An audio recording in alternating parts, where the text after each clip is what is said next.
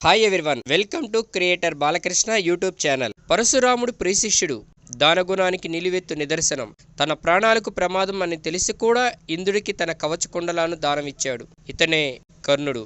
ఈయన గొప్ప వీరుడు. ఈరోజు మనం కర్ణుడి జన్మరహస్యం గురించి తెలుసుకుందాం. ఈ కంటెంట్ నచ్చితే please subscribe my channel, share, like, comment చేయండి. మా ఛానల్కి హెల్ప్ అవుతుంది. కర్ణుడు కుంతీదేవికి పుట్టలేదు. పూర్వకాలంలో ఒక రాక్షసుడు ఉండేవాడు. ఇతను బ్రహ్మ గురించి ఘోర తపస్సు చేసి బ్రహ్మను మెప్పించి 1000 కవచ కుండలాలను వరంగా పొందాడు. అప్పటి నుంచి ఈ రాక్షసుడికి సహస్ర కవచుడు అనే పేరు స్థిరపడిపోయింది. ఈ రాక్షసునికి ఆ అహంకారంతో ఈ రాక్షసుడు సర్వలోకాలను ఇబ్బందులు పెట్టి తను సంతోషపడుతూ ఉంటాడు. సకల ప్రాణకోటి ఈ రాక్షసుడి బాధపడలేక శ్రీ మహావిష్ణువుని శరణ కోరతారు. మీరు భయపడకండి, నేను నరనారాయణుడి రూపంలో బద్రికా వనంలో తపస్సు చేస్తున్నాను. ఆ రాక్షసుడికి కాలం వచ్చినప్పుడు వాడే నా దగ్గరికి వస్తాడు. అప్పుడు నేనే అతన్ని చంపేస్తాను అనే ధైర్యం చెప్పాడు. అలా వారికి అభయం ఇచ్చాడు శ్రీ విష్ణుమూర్తి. హిరణ్యకశిపుడిని చంపిన తర్వాత లక్ష్మీ నరసింహస్వామి 2 రూపాలుగా విడిపోయారు. ఒకటి నరరూపం నరుడిగాను, సింహరూపం నారాయణుడిగా ధర్ముని కుమారులుగా జన్మించారు.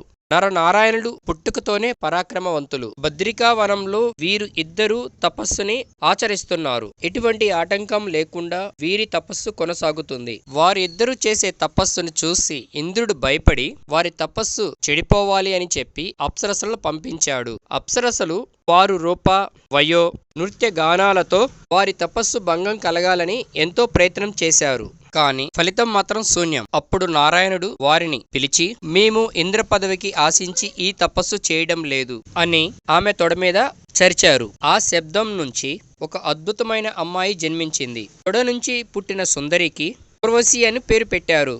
ఆమెను ఆ అప్సరసలకు ఇస్తూ ఈ ఊర్వశిని మహేంద్రునికి బహుమతిగా ఇవ్వండి అని చెబుతాడు. మహేంద్రుడు తన తప్పు తెలుసుకొని నరనారాయణులను క్షమించండి అని అడుగుతాడు. వెంటనే నరనారాయణులు వారి తపస్సుని కొనసాగిస్తారు. ఆ సమయంలో 1000 కవచ కుండలాల రాక్షసుడు వారి దగ్గరికి వస్తాడు. నరనారాయణులను యుద్ధానికి ఆహ్వానిస్తాడు.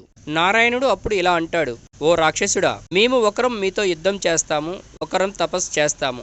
దీనికి మీకు అంగీకారమైతే మాకు ఇష్టమే అని నారాయణుడు చెబుతాడు. రాక్షసుడు సరే అని అన్నాడు. నారాయణుడు యుద్ధానికి వస్తాడు. రాక్షసుడు నారాయణుడు మధ్య యుద్ధం భయంకరంగా జరుగుతుంది. 1000 కవచాలు ఉన్న రాక్షసుడు దగ్గర నుంచి ఒక్క కవచాన్ని మాత్రమే నారాయణుడు ఛేదించగలుగుతాడు. నారాయణుడు అలిసిపోయి తపస్సు కొనసాగిస్తూ ఉంటాడు. తరువాత నరుడు యుద్ధానికి దిగి రాక్షసుడు నరుడు మధ్య ఘోర యుద్ధం జరుగుతూ ఉంటుంది. ఒక్క కవచాన్ని మాత్రమే ఛేదిస్తారు. అలా ఒకరి తర్వాత ఒకరు రాక్షసుడి దగ్గర నుంచి 999 కవచాలను ఛేదిస్తారు ఇద్దరు కలిసి. రాక్షసుని దగ్గర ఇంకా ఒక కవచం మాత్రమే ఉంది. అప్పుడు రాక్షసుడికి భయం వేసి వెంటనే యుద్ధ రంగం నుంచి వెళ్లి సూర్య భగవాను దగ్గరికి వెళ్లి శరణ కోరతాడు. నన్ను రక్షించే సూర్య భగవాన్ అని కోరుకుంటాడు. ఇప్పుడు సూర్యుడు ఇలా అంటాడు, నీకు కలకాలం అభయం ఇవ్వలేను. నరనారాయణుల అనంతరం నీకు నా నుంచి విడుదల కలిగిస్తాను అని చెబుతాడు. రాక్షసుడు దీనికి సమ్మతించి సూర్యుని దగ్గర ఉండిపోతాడు. కుంతీదేవి మంత్రబలానికి కట్టుబడి వచ్చిన సూర్యుడు ఆ కవచ కుండలాల రాక్షసుడిని చిన్న బాబుగా చేసి కుంతీదేవికి ఇస్తాడు. కుంతీదేవి కూడా కర్ణుణ్ణి 9 మాసాలు మోసి కనలేదు. కర్ణుడు పసిబిడ్డగా సూర్యుని ద్వారా కుంతీదేవికి ఇవ్వబడ్డాడు. అంతే. కన్యగా ఉన్న కుంతీదేవి దూర్వాస మహర్షి ఇచ్చిన మంత్రం సంతాన సాఫల్య మంత్రం. మంత్ర ప్రభావం అలాంటిది. కర్ణుడు సహజ కవచ కుండలాలతో జన్మించాడు. కర్ణుణ్ణి సంహరించడానికి నరనారాయణులు ఇద్దరు కృష్ణ అర్జునులుగా జన్మించి కురుక్షేత్ర యుద్ధంలో కర్ణుణ్ణి సంహరించారు. ఈ వీడియో వలన దాన వీర శూర కర్ణ జన్మరహస్యం గురించి ఎంతో కొంత ఇన్ఫర్మేషన్ మీరు తెలుసుకున్నారని మేము భావిస్తున్నాము. Thank you.